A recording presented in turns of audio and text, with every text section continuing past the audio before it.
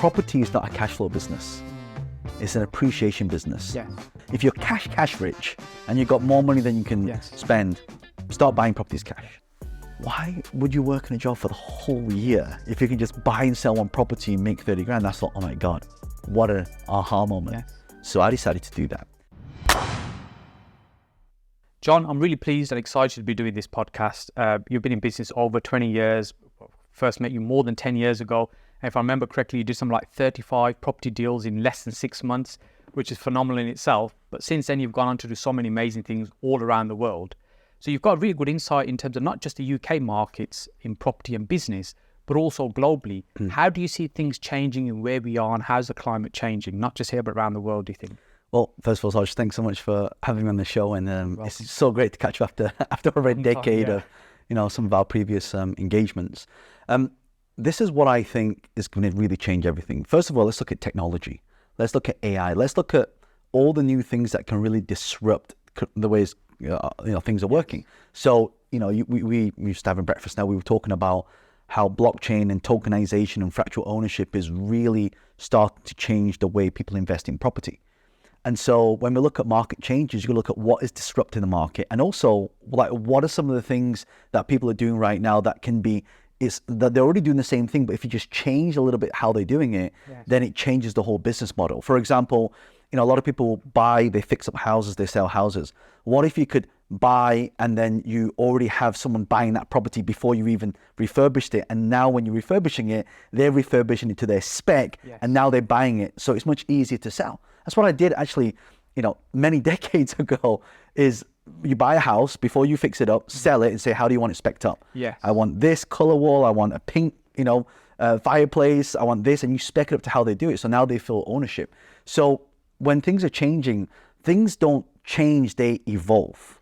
And what's the difference? Evolve is the same thing, but it's not doing things different, but doing it differently.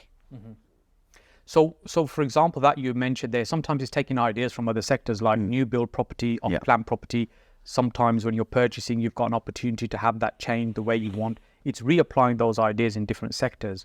So when you talk about some of these things, tokenization and fractional ownership, are you seeing these kind of trends in certain countries that's starting to evolve, or are you saying generally technology is going to be just spreading across the world? We'll start seeing these changes really fast. Well, let's look at AI right now. How are AI changing everything? Real estate, I can remodel an entire house in a few clicks.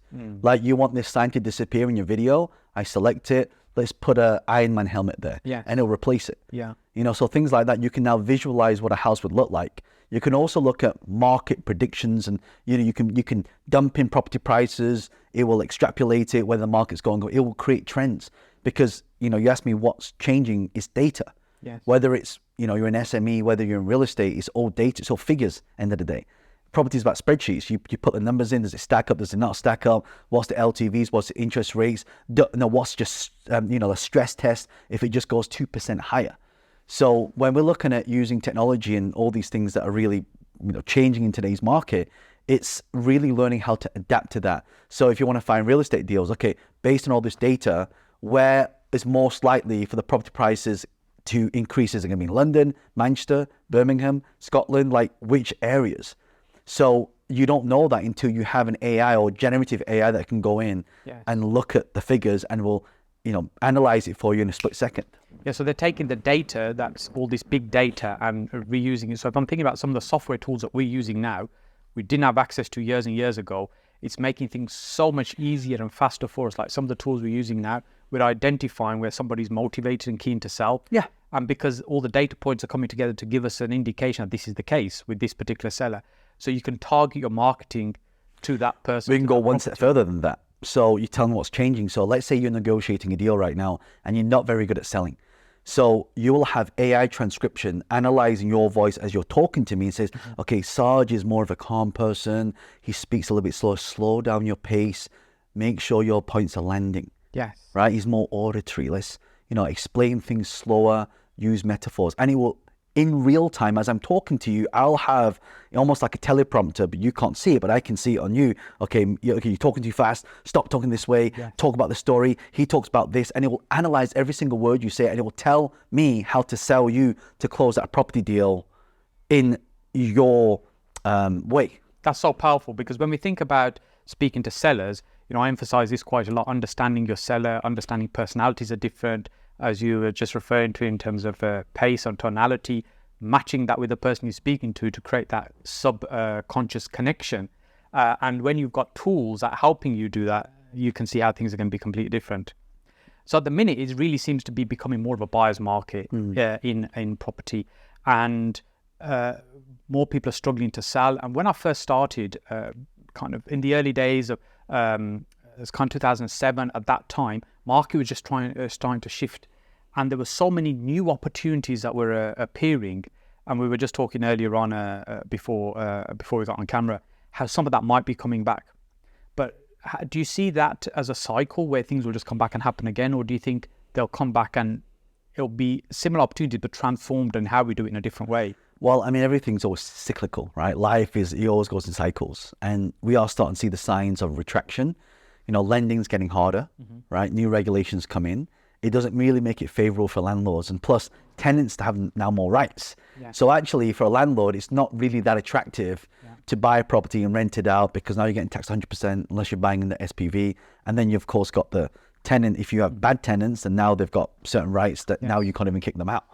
Right. And I'm not saying, that's overall, but as a landlord, you've got to be aware of that. Yeah. So it's not really attractive. So now a lot of the early landlords, or the accidental landlords, there's now more people who are willing to offload, which means as a buyer's market, you now have an opportunity. So, people need to look for these deals out there. And that's why we haven't felt the full force of it yet. It's coming. So you got to be prepared for it. Always say that, success is when the preparation meets the opportunity. Yeah. So we got to get ready for that, and the time is coming. So start getting your JV partners up, all your business partners who are looking to invest with you, partner up together, create those joint venture partnerships, and really start sourcing. And now you have more buying power to buy those below the market value. Yeah, because the market will be, I think, abundant with very good deals for maybe a year and a half. Then things will change again, and it will be like the buying opportunity that existed then. And I think at that time it was just so easy to do really good deals. Whereas a year ago, it's so difficult. But now I think that time is coming back, what we saw, 10, 12, 14 years ago at that time. So if someone's looking to start right now, and not just property, but in business, there seems to be this big shift about you need to be responsible for your own future, rather than I just get a job, and a job for life, which is a kind of language I was taught at school. You don't hear that term anymore. So where do you think people should start in terms of if they want to control their financial destiny? It's interesting. I was speaking to my partner about this, and I was saying to her, like, a lot of people now don't want to get a job. That's why for an employer, it's actually getting harder to hire good and the right people. And even the people who are not even qualified, they want a really high salary, because of course everything goes in price. But if you look at where people are right now, is interest rates are getting higher. Cost of living is getting higher, gas, electric bills, it's food, it's almost more just to live. Well, yeah, I mean, like, if an interest rate goes up by 1 or 2%, that's, it's cutting out almost most people's salaries. Yes. So they're just really barely living. So that's why you have to create side income. That's why you have to do other things. And if you're just doing one specific strategy, like, buy to let, right? What about buy to flip, buy to sell, buy to option, buy to lease?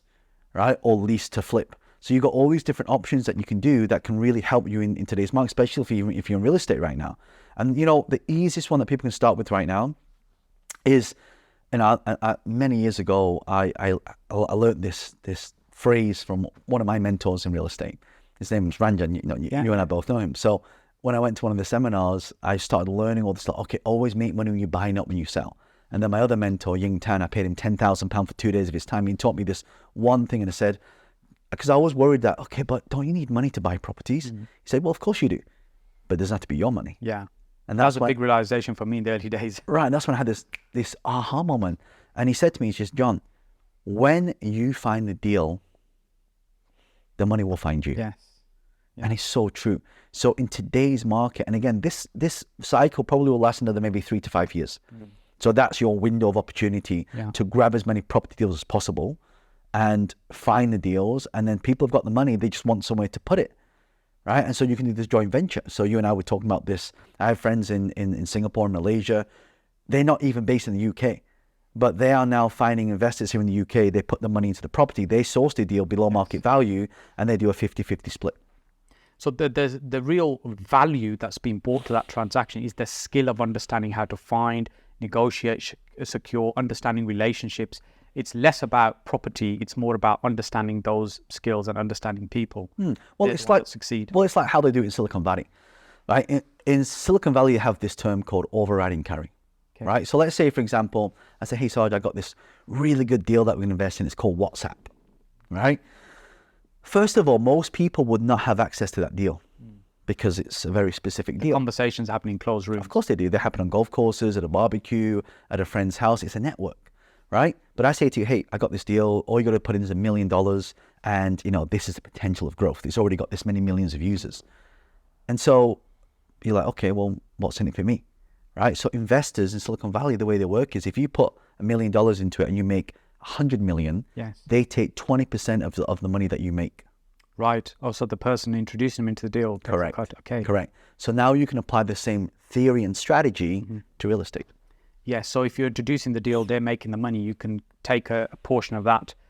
That reminds me of somebody I knew was doing something similar but different. But it just reminded me, actually, yes, that makes perfect sense, because when you're selling a deal on, normally selling it on for a fee. But actually, if you could say, well, you're going to make a sizable amount of money on this transaction, as long as you do it correctly, well, we can have a little slice of that at the back end as well. Yeah.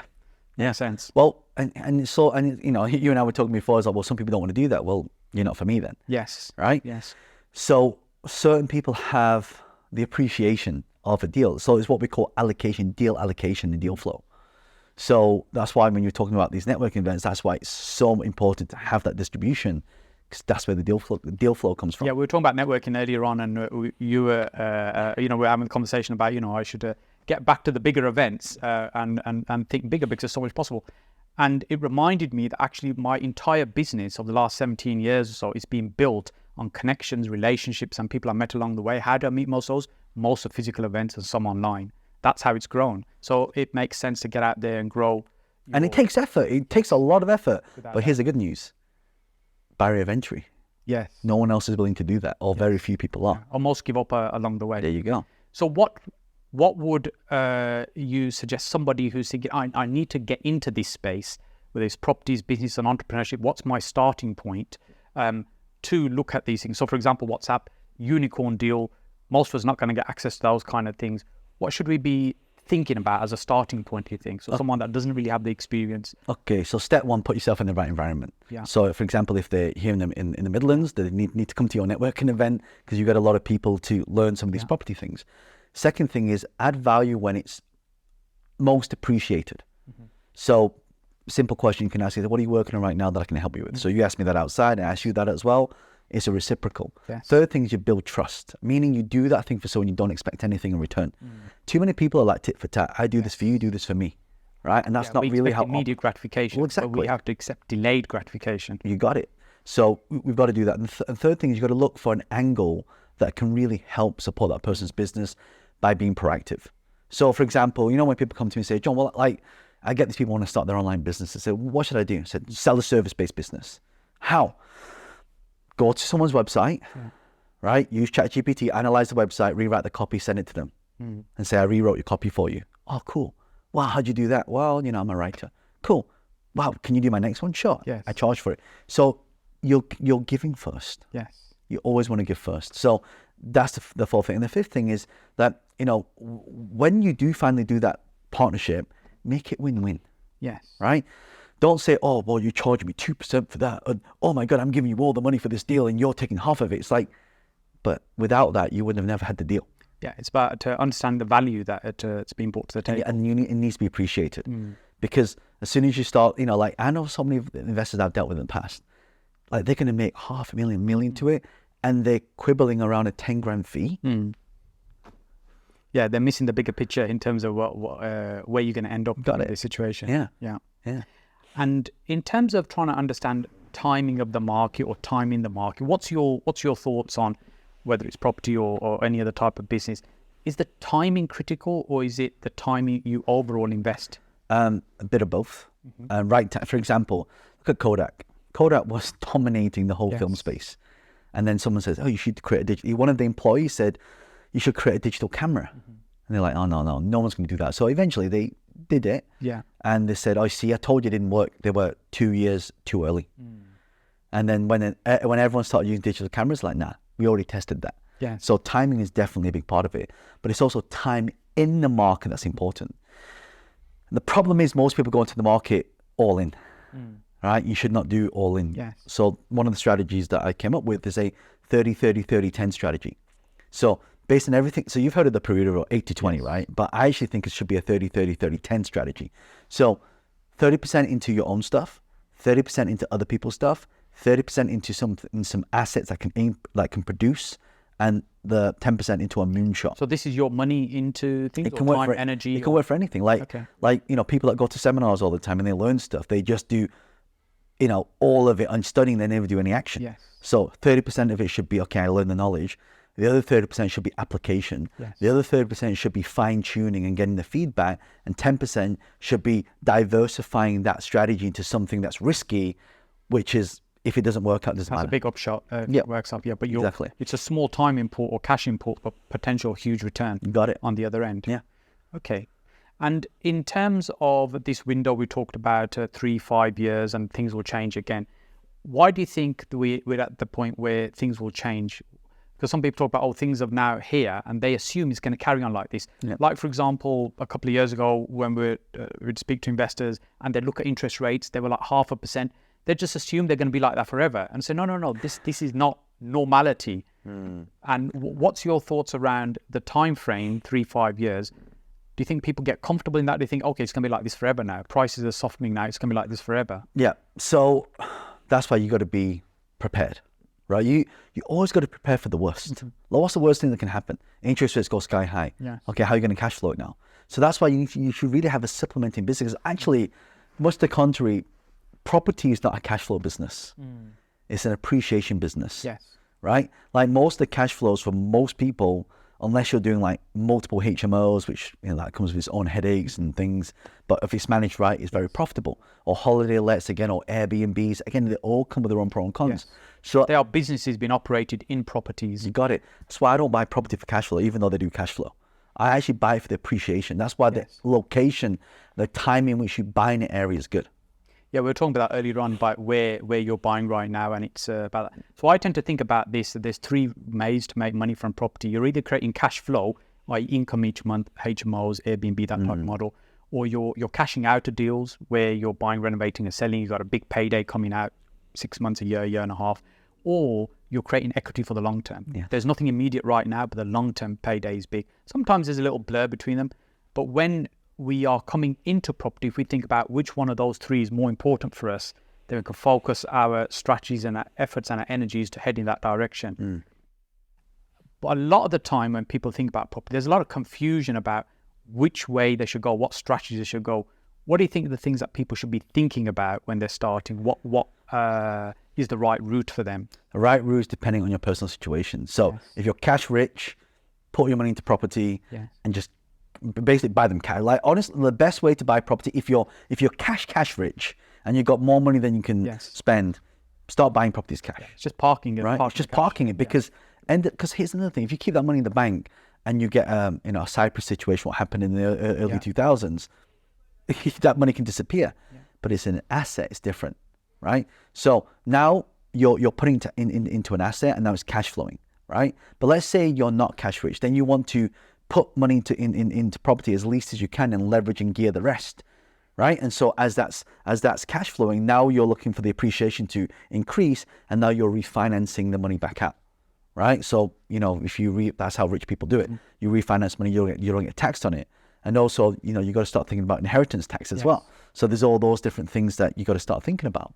So when you're getting into property, it's like, what is your situation? Is your goal to make a lot of money fast? Is it to replace an income for cash flow?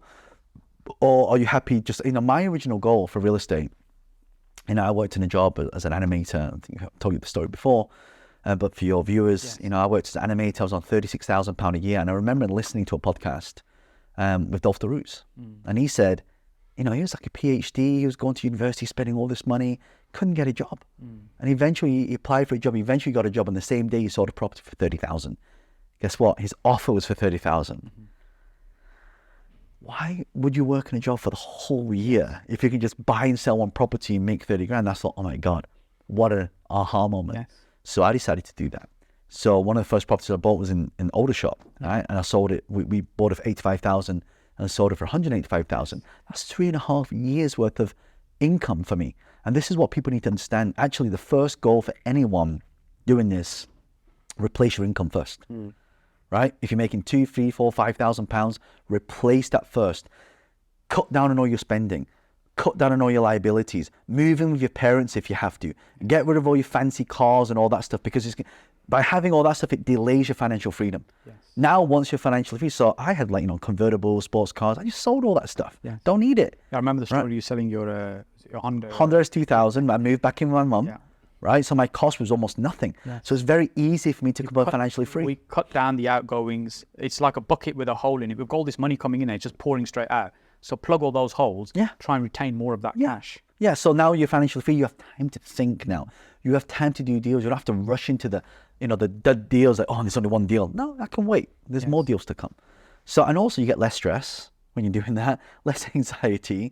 You can live a better life. You can take your time. Yeah, we sometimes feel under pressure that we're gonna miss out. The market's always changing and evolving, and there's just different opportunities at different time. So the things we're doing now is different to what we're doing last year, and it might be different to what we're doing in a couple of years' time, because things evolve. But we just evolve with the market. Yes. As long as we're open to constantly learning. Yeah. What's your experience of the mindset of people looking to get into business, into property in different parts of the world? So how does that differ from people in the UK, say for example Singapore, the US? It's funny because all of the world's kind of the same, but different. It's like they have their nuances. Like we take the UK for example. If I ask you to spend 10,000 on yourself, you'll think you're spending it. But to look at it as an investment, people will, they won't blink an eyelid to spend 10,000 on a Rolex or 10,000 on a holiday. But you tell them to put that into their brain, most people will not do it. Yes. Right? And so without the knowledge, you don't know what to do. And when you don't know what to do, you won't take action. You'll feel analysis paralysis. Yes. And then you'll give up and you'll just go back in the circle again. Yes. Looking for a silver bullet to press a button and become rich. Doesn't work like that. You've got to work hard, put the time and invest in yourself. And what I've realized is and the reason why I travel a lot is because I get to spend a lot of time with millionaires and billionaires. And every time I'm with them, I acquire this golden nugget. And there's all these golden nuggets that I'm acquiring. Like when I'm talking to you, 10 years on now, you're like, shit, John knows all this stuff. Where's he learning this stuff from? Yes. From the people I'm hanging around with, right? So I'm investing in myself. I'm investing in relationships. Because that one flight across the world, that 5,000 miles, 12-hour trip to have a one meeting with somebody changes everything. So, people really, right now, they need to start, and actually it's getting more and more now, with the great resignation that happened in, after the pandemic, people realize, oh my God, I can work at home and still make as much money as working in a job. Or I can now have a job and I can have life at home with my family. So I've started to see that change a lot. Like in places in Asia, super hardworking, they will invest in their education, but they want everything done for them. So it's a very different mindset. When I go to the US, the mindset's very like, oh, wow, it's possibility. Like they really want to do it. But sometimes they don't really put the time in to learn. So in different parts of the world, if I go to the Middle East, they are, again, there's no rush, very laid back, very entrepreneurial though, very entrepreneurial, anything's possible. So that's why it's important to travel around the world because you get different context of the environment that you're in, not just stuck in one place. Yes. So what are some of the key learnings you can share from some of the most successful people that you've met around the world, do you think? So successful, we're talking about from a financial context. Financially, they're hugely successful because success can be looked at in many different ways. Yeah.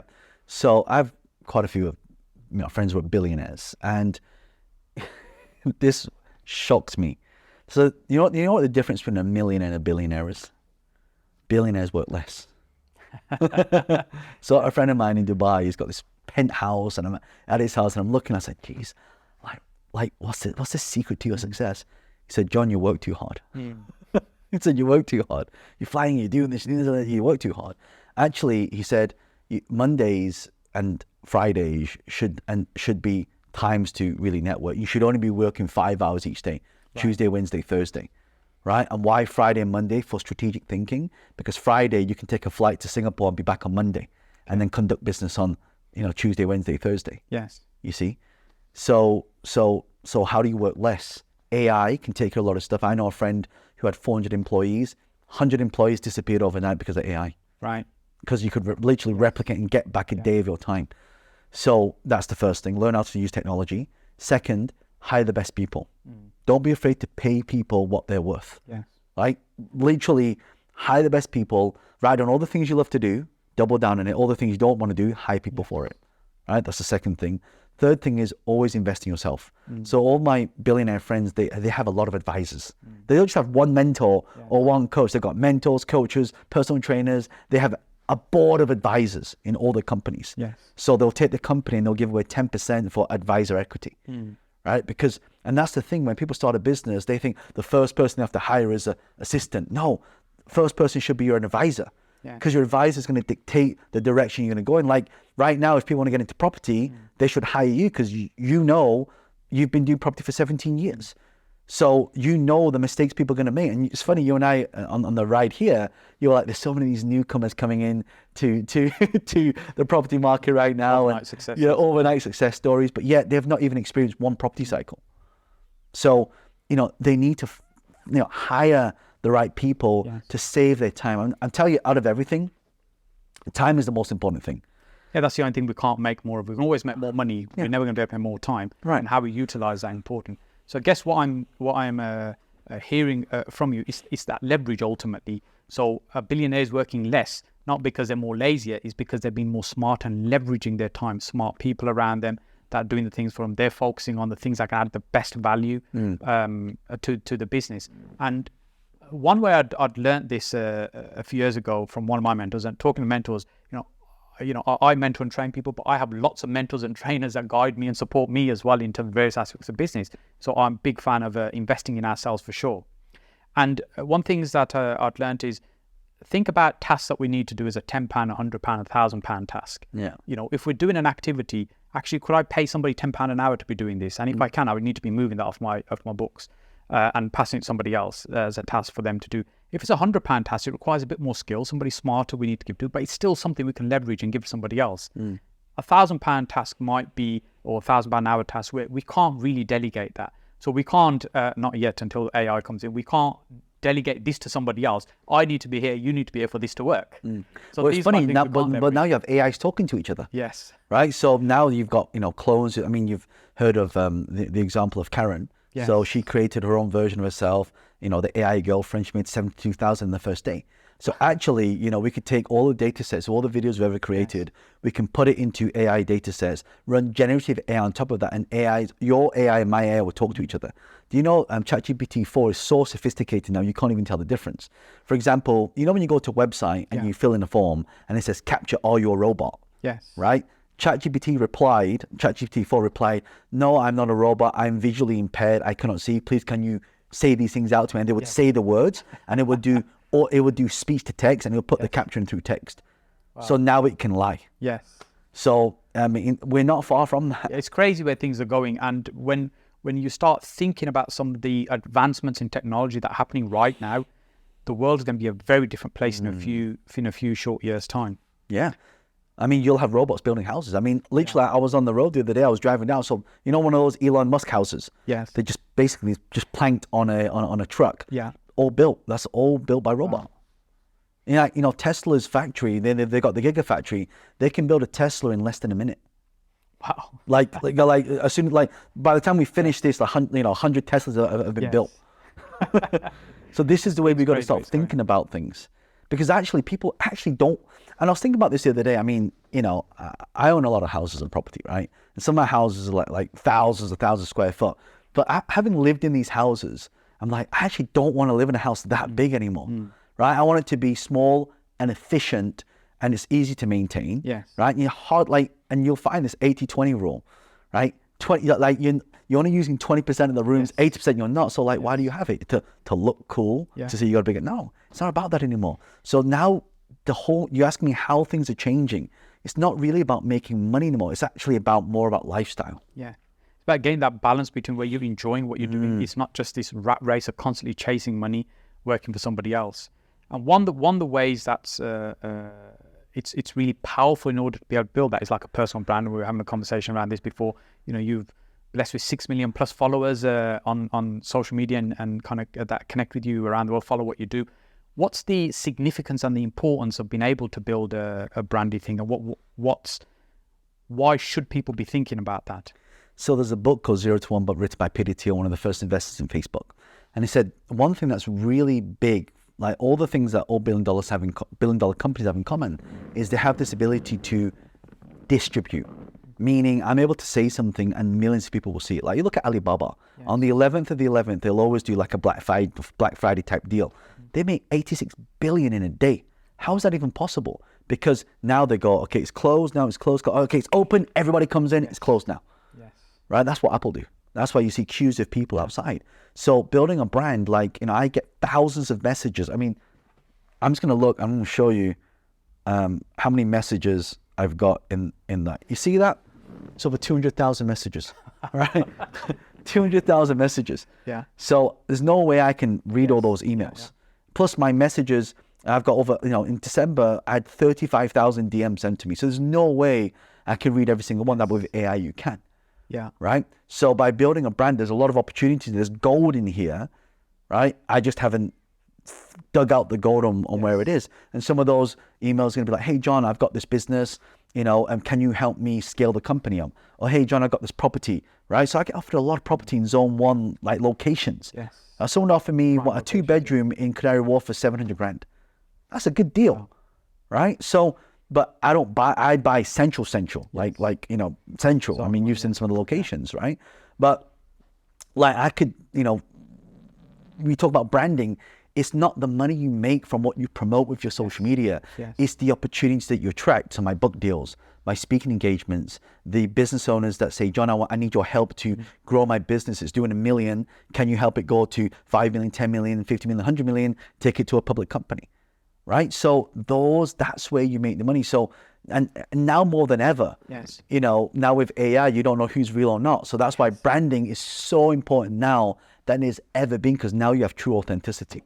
Yes, and when we talk about personal branding, it's just you as an individual putting yourself out there. That's what we're talking about. Yeah, just being visible. And sometimes people think about, well, I don't know whether I'm going to be doing this or doing that. And my view tends to be is, look, you're not going to change your name. So just focus on your name and just share whatever you're doing, share what you're up to, and at least you'll grow your contacts and connections in that way. And when you figure out what you're doing, at least you have some people paying attention to what you're doing. Well, it's like, okay, I say there's 3 ways to do it, right? I call it the WAV strategy, W-A-V. Some people don't want to be on camera. They say, John, I'm shy, I don't want to be on camera. Well, now you can have an AI avatar. Yeah. There's a software called @HeyGen, right? And what that does is it will scan your face and it'll basically, you can have you say whatever you want to say. Yes. So if you're really that, you know, paranoid about yourself, looking at yourself on camera, do that. The W is written. So what you can do is you can use ChatGPT, say, write me an article on why I should invest in real estate in London.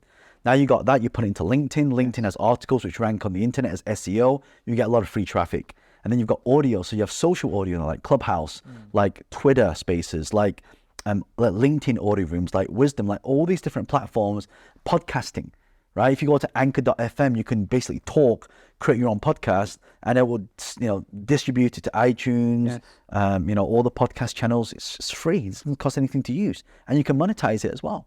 So I have this formula where the formula is awareness times attention equals income. Yes. Awareness is I need to see you, right? Attention is I need to consume you. And when these 2 are met, that's when you monetize. Yes.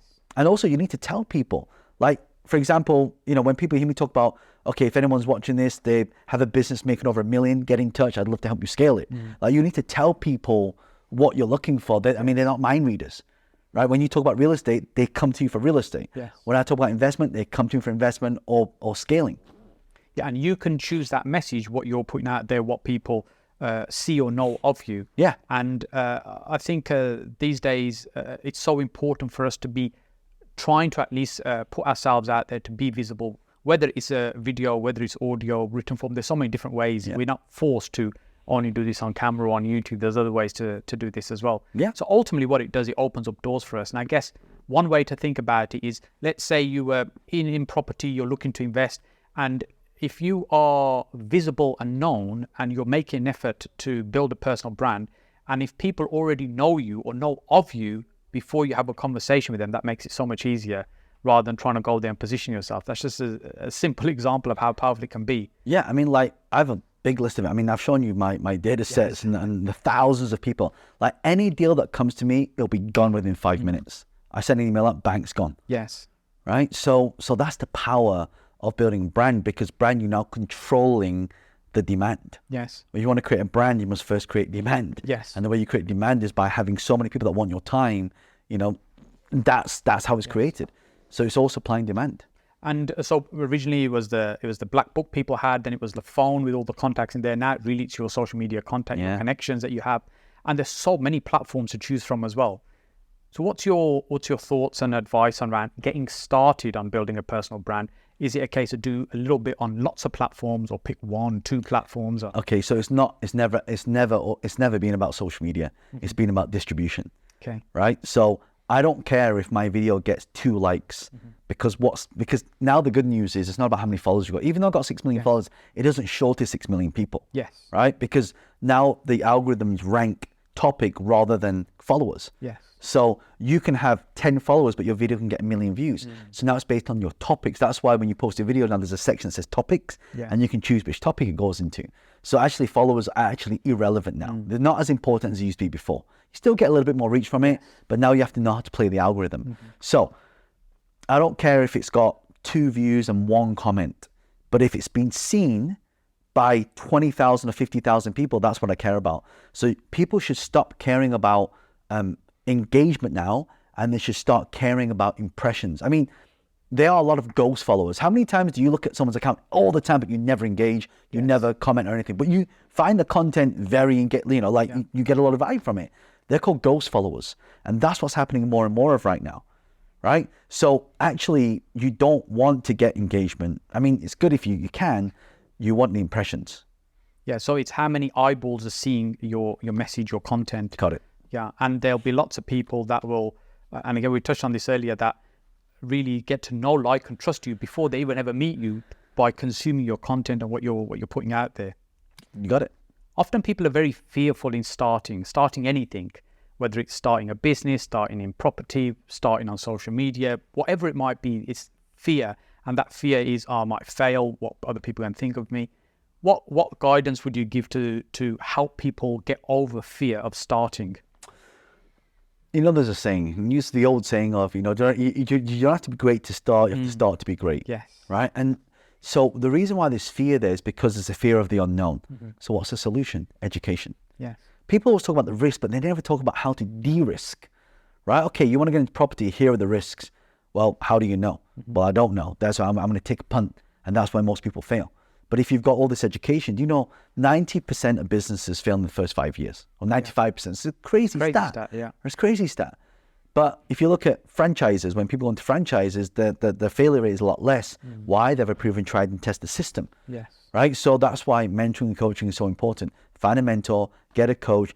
A mentor is, the definition is someone who's walked down the path further than you're about to walk, and they can see all the holes, all the landmines. They can see, where the traps are, where the thing is going to swing and take you out. They can already see the path. They've got the experience. Like, why would you want to do something yourself? Why would you want to jump out of a plane by yourself for the first time? That's the metaphor, right? Yeah, I did that in Dubai, and definitely wouldn't want to do that on my own for the first time. Right. And so in this world where there's just so much information now, I keep think back to when I start, because I try and relate to, okay, people are starting now. Where was I in my journey then? Where people might be if they're starting. Some people are watching this, they're kind of brand new, they haven't started. Some people are already doing this and they're looking, okay, how do I build and scale this? And some people are very experienced, and maybe they're not as hungry as somebody starting, but they tend to be the 3 category of people that tend to watch a lot of my content. And the biggest challenge at the beginning was information. So when I was starting, somebody showed me how no money down works. Somebody tell me how a lease option works, because it was a lack of information. We now seem to be in a world where there's just so much information. how do we decipher what's good, what's the right information, and where we should get information from? So you're absolutely right. That's where the overwhelm is. That's why it's good to get a mentor, because people say to me, John, like, I attend a lot of your events, but a lot of stuff you taught here, like I could have got online. Yes. Yeah, if you know what you're looking for, right? Before I taught you that, you didn't even know that thing existed. Oh, no, that's true. But also it's like, who are you getting it from? Like the credibility, like you said, there's a lot of overnight success people that just pop up from nowhere and now suddenly everyone's a guru, right? So how do you filter through that the OBS? Take the strategies and test it and see how it works and see what results you get, right? Because it's the content, and that's why it's the speed of implementation is what's important, not the content itself. Yes. So the more you're able to decipher what is working, what's not working, the better you'll do. And so for me, I take, and this is why it's good to learn from a lot of people. Like I call it the Jeet Kune Do methodology. Bruce Lee, right? He did all the martial arts, the combat fighting, judo, tai chi, karate, jiu-jitsu. He took the best of every single one and made it his own. Yes. So that's why, again, getting lots of mentors, getting a lot of coaches, you take a little bit of these golden nuggets from everyone and then you form your own. That's actually how people should be doing it. So with regards to doing lots of different things versus, because we talked about the 30-30-30, where you put your effort or energy into, versus doing one thing and doing it absolutely to the best of your ability.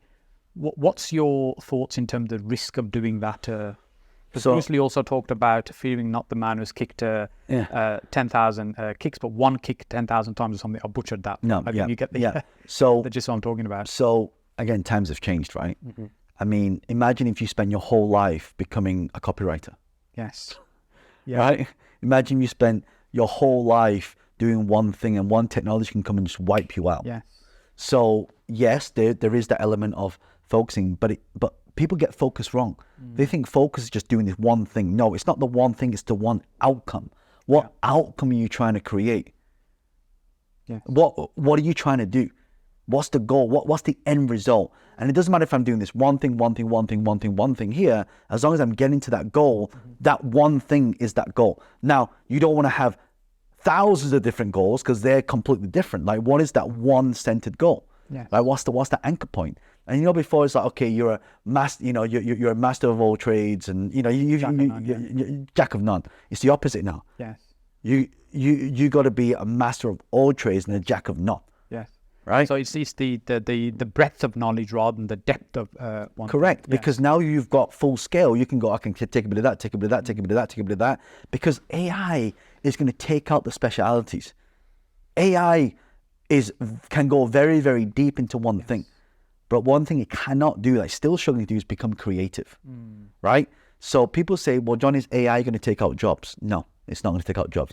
The people that know how to use AI is going to take out the jobs. Yes. So even like with ChatGPT, we talk about it, but it's the skill is understanding how to get the best out of it. Yeah. That in itself is a skill. Prompt engineering. Yeah. So those that understand that, who can get those prompts right, they're the ones who are the new valuable skill there. Yeah. Like people don't even know that with ChatGPT, you've got so if you look at how it works is ChatGPT is like, if I say write an email, ChatGPT goes, oh, what? Yes. Write me an email, it would just take something random. So I have to give it context. That's what we call prompt engineer it. So you prompt engineer, but there's one step further that people don't talk about, which is your custom context. So if I wanted to write an email about property, but I wanted to write it like it's coming from you, then I need to train it for about 2,000 hours.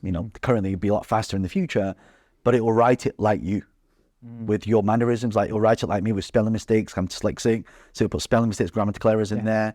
It'll write it with specificity. Yeah. It's just mind-blowing how quickly things are moving and where it's going. Yeah. I guess when I look at some of the things that you're doing, a lot of it is about being hyper efficient, being able to be productive and do so much and be in so many places before AI takes over and puts you in 10 places at the same time. What are some of the tools, apps, favorite techniques or things that you have that gives you huge efficiency and increases in productivity, would you say? I mean, a part of it is having a strong team that know how to use AI. So, I mean, you've got all the tools like, if you want to generate leads, like there's AI now called customers.ai. Any site that people go to, it will send that person an email without an opt-in, for example, right? And then you've got things like Wordly, which can translate. So now that people are watching this in English, you just put Wordly on top of it, and now anyone in any language can watch it. So you and I'll be speaking Russian, Italian, Chinese. It will just be coming out of our mouth. My friend used to work on films. He worked in The Last Samurai, and this was that film came out years ago. And so the way he got that job with Cruise and the Spielberg was like, how can I make Tom Cruise sound like he's Japanese? So they would take the waveform when those kung fu movies where they would be dubbed and then like they would stop speaking and the mouth would still move. Well, they could stretch and form the waveforms to match the movement of that person's voice. So it will actually look like you and I speaking Italian. Yes. So like things like that make a massive difference because now you have the world market. Yeah. Right. And then you've got things like you want to generate high quality leads. So for example, if you're a property investor, there's an incredible software called ScoreApp. Okay. And what ScoreApp does, you can have your motivated seller go to a form, fill the form in, and depending on how they answer it, will give them a different offer. Okay. So if you've got no equity in there, okay, let's show them this video. Yes. You got a lot of equity in there, let's show them this video. You don't want to sell, but you want the highest price, show them this video. So it's very dynamic, and based on how people answer the question, it will give a dynamic outcome and solution. So now you can simultaneously market to all the products at the same time. And talking of products, if you want something to sell, there's something called VSL.ai. So VSL stands for Video Sales Letter. So what you can do now, I can take this iPhone, I can go to Amazon, I can copy the entire features and benefits of this iPhone, pump it into VSL.ai, and in 10 seconds, it'll give me a video script and it'll create a video for me to sell that product. Wow. I mean, if we had like a whole, I actually run events on this, talking to the whole of this stuff. Wow, it's just crazy, mind blowing in terms of what's happening with this particular with this sector. So in terms of what we were just talking about, tools and productivity, sometimes it can be overwhelming. Thinking, I've got to learn this, I've got to understand this, and I've got to figure this out. Where do I prioritize my attention? And I guess what I'm getting is, well, actually, we don't need to really master all these skills. We need to understand that these tools exist, and we have the awareness, and we can leverage out to other people to do these things for us. So it's the right people. Yeah, it's like websites. People want to build a website. There's a AI now called 𝗏𝗏, and you tell it what website you want. I want to make a website that looks like Amazon. Click a button, there you got a website for free. That's how easy it is, but you have to know that exists. That's why you need to educate. That's why I run events where people can attend and they can learn this stuff. So then people do well, and they come to me and say, hey, John, my business is doing over $1 million now. Let's partner together. Because what you like to do is invest with businesses as they're growing. Correct. Possibly looking at kind of equity in those. So you're still investing in property, but also businesses are kind of more of the growth. And it seems to be a common pattern you see where people do well in property and then they transition off to other businesses, and so property becomes one of many rather than just property. Well, they all feed into each other because it's an asset at the end of the day. Yes. Like if someone says to me, John, I want to, like my fee is a sizable fee for people to mentor me and from to coach them, but I don't want to do the one to like I don't want a lot. Okay, I'll give you an hour of my time. You pay me this much, even though it's a high fee. I don't want it. Yes. Right. If I'm going to spend time with somebody, I want equity instead of the fee. Yes. Right. So it's the longer term value. Of course it is. Yeah. So that's what I love to do now. That's why I put so much content out there, because people reach out to me and say, hey, John, can you help me with this company? I've got this deal that's come up. Can we partner? Can we joint venture? Or you've got this many followers. Can you help promote my product and service? So it kind of works like that. That's why it's important to build a brand, because you build a platform, because any business that I take an equity in right now, I've got a platform to promote it on. Yes. When you're building and growing a business, people in their earlier stages, or when they're already at a point where they're just trying to expand their business, the key thing is about people, whether it's partners, team members, staff, however it might be. What are the key things that someone needs to consider in terms of who is the right people to work with? And it could even apply to like joint venture partners. How do you know it's the right person to be working with? Well, sometimes you don't. Sometimes you have a partner you've been with many years, and things change, and you just never know. That's why, you're going to sit on a plane. It's not guaranteed. That's why you got to diversify. Yeah. Right. In my career, I've had many business partners, and some of them have been great for a little while, and then they turn sour, and it's just life. Things happen. But what do you do with that? You move on. You do what you're meant to do. You do what you're born to do. You find your purpose, and you keep doing. You don't let anything stop you. Yes. right? And so if that happens, okay, find another one, find another business partner, right? So it's we can't be fearful of making a mistake and getting you will make mistakes though. That's the thing. This is part of life. Is going to happen, and we just have to accept it is going to happen. It's going to happen. We just mitigate the downside as much as we can. Right, and just when it does happen, it's like, okay, it's expected. Okay, well that's the way it's going to be. So let's do something else. Yes. So in terms of a team member or a key person in a business, what would you say the key qualities somebody should think about when they're looking to have somebody that's going to be a key person in their business? Depends which role. So let's say you're the CEO, right? So you would need a CMO. CMO would do all your marketing, and their responsibility is to generate the leads. The second person you need is someone who's your CRO, your Chief Revenue Officer. This is the person that brings in all the sales, and so because sales can't happen unless you got marketing. Yes. Right. So that's why you have the interest to start the conversation. Correct. Right. And then the third is your CSO, your Chief Strategy Officer, which is what I kind of go into companies for and say, John, like, based on all the things, based on data points, like what would you do? I say, I would do this, this, this, and this. The best and direction. Do this. Correct. And of course, then you need your CTO for the technology stuff. And now the new term is your CAIO. Okay. Every business now needs to know how to install AI. Yes. Right. So you see all the big companies doing it now. And hence why there's a lot of layoffs, because now AI is now replacing a lot of that. And of course, your CFO for your finances as well. And then your COO, which is your operations. Right. And if you have these 5 people within your team, that's a very strong team. Yes. And then you build teams underneath that. That's very interesting. In terms of thinking things from a holistic way when someone's starting, we've been focusing primarily on wealth and building businesses, but you've got health and relationships and other aspects of life as well that we need to think about.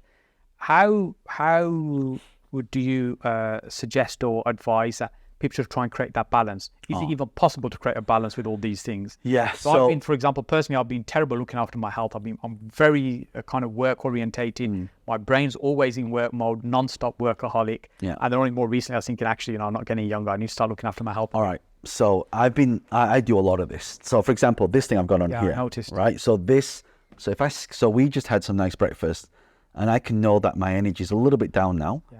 Right? Probably too fearful. But if I scan it, sugar levels. well, yeah, I mean, but if I scan it, it'll tell me where my energy level is. It's about right, 5.6. Okay. Right. So you see that? Yeah. So if I go back, you see where the spikes are. Yeah. Right. The spikes is when you and I just had some breakfast. Yes. Right. So actually, if I knew that was going to happen, I would have seen that it's coming down now. That's why when I'm talking to you, it's like my energy is slightly a little bit lower. Right. So how do I counter that? So actually, as entrepreneurs, we're never going to have time because there's always something that's more important. So the hack that I realized that you got to do is you have to incorporate it. It's not about work-life balance anymore. It's about work-life integration. How can you integrate this into it? So, for example, let's take food, for example. Yeah. How do you mitigate all this stuff? So those spikes are what we call glycation. Glycation is when your glucose goes up and it goes down. And basically, every time it does this, you age faster and you die faster. Okay. Right? So what you need to do, instead of it going like this, up and down, it needs to be more of a curve. Right. So how do you stop it from spiking? So I've tested this. First of all, the order in which you eat your food. Right? So for example, we had eggs and we had carbs and so on and so forth. So the order which you should eat it is you eat your vegetables first. Okay. Right? So always, actually, before I go out every morning, I'll get my, chef to basically boil some broccoli for me. Yes. Right. And, the broccoli is just sat on the side, and then just basically eat broccoli first thing in the day. People say, John, that sounds weird, eating broccoli for breakfast. Promise you do this, you'll lose weight and your energy will be higher. Right. Because what happens is when you put broccoli in, you get your small intestines, it starts putting mesh there. So it will basically slow down the absorption of sugar in your blood sugar. Okay. Right. Then you eat your protein on top. Right, so then you put your protein in there now. Last thing is your carbs.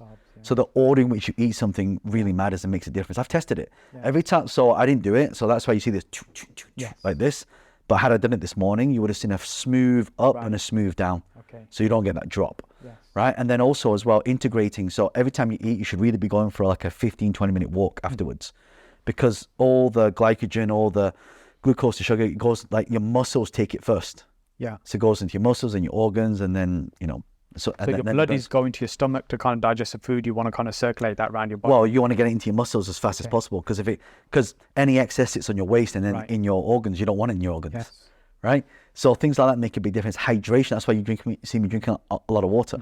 Normally I have a massive bottle of water. And normally we have water here, but we've got to put it here today. Right, so we just always drinking, hydrate yourself. But most people don't hydrate themselves properly. Water does not hydrate you. You have to put like electrolytes in it. Yes. Do you when you work out and you sweat and if you lick yourself, it's salty. That's the salt coming out. That's why if ever you play football or badminton, I play a lot of badminton, right? And I'm drinking water, you don't feel like you're not quenching your thirst. You take a bit of electrolyte powder, put it in, mix it in, drink it. Now your energy levels are solid. Right. So rehydration is really important because your cells take 3 things, right? Hydration, nutrition, and oxygen. So breath work, you got to start doing breath work as well. Yes. Right.